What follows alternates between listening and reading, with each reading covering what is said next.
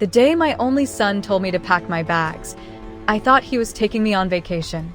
Instead, he handed me nursing home papers and said, "Sign it now or lose everything." That betrayal nearly broke me. But 6 months later, I returned and he never saw it coming. I raised my son Daniel on my own after his father died. I worked day and night, taking double shifts, building a small business from scratch. By the time I was 60, I thought I had finally made it. My son was 35, married, and living comfortably, all because of the sacrifices I made. I thought Daniel respected me. I thought he loved me. But life has a way of showing you the truth in the most brutal way. One evening, Daniel arrived at my house with flowers in his hands and a big smile on his face. "Pack a bag, Mom. We're going on a trip." "You deserve a break," he said warmly. My heart melted. Finally, after all these years, maybe he wanted to spend some time with me.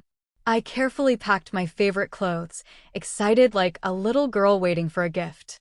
But instead of an airport, he drove me to a cold, gray building. A nursing home. The moment we stepped inside, staff members greeted him like they'd been expecting us. He shook hands with the administrator and pulled out a thick envelope of documents. I froze when I saw my name printed across the top. "Daniel, what is this?" I whispered. He leaned close, his voice low but sharp like a knife. "Sign it now, Mom.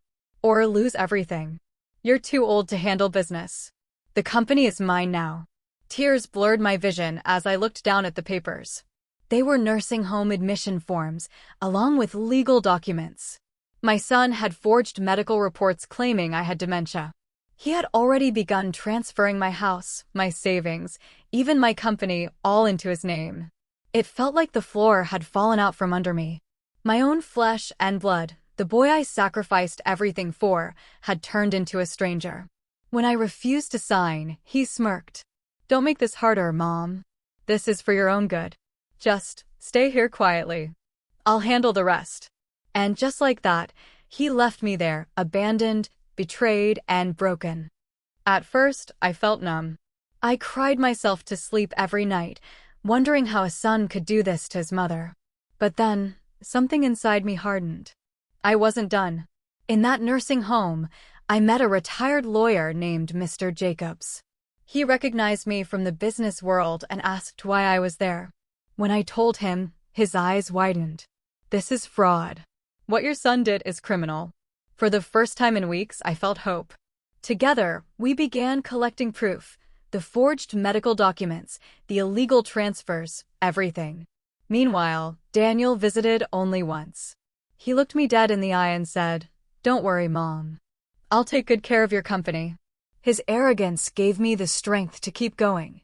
For 6 long months, I stayed quiet, letting him think he had won. But inside, I was sharpening my revenge like a blade. The day finally came. Daniel was in the company boardroom, surrounded by executives, boasting about his new expansion plans. He was laughing, confident, untouchable. Then the doors opened. I walked in not weak, not frail, but strong, with lawyers at my side. His face went pale. "Mom, you're supposed to be..." I cut him off. "Supposed to be locked away? Forgotten? You stole my life, Daniel. But you forgot one thing. I taught you everything you know about business. And now I'll teach you what happens to traitors." We laid out the evidence. Fraud. Forgery. Theft. Every board member gasped. His empire crumbled in a matter of minutes. Legal orders stripped him of everything. The company was back in my name. His accounts were frozen. His reputation? Destroyed. As security dragged him out, he begged, "Mom, please. I'm your son." I looked him in the eye, my voice steady. "I raised a son. But you chose greed over love. From this day on, you're nothing but a lesson." And I walked out free, powerful, and no longer a victim. He locked me in a nursing home to steal my life, but I came back stronger, and I took everything back. That day, he lost a fortune and a mother.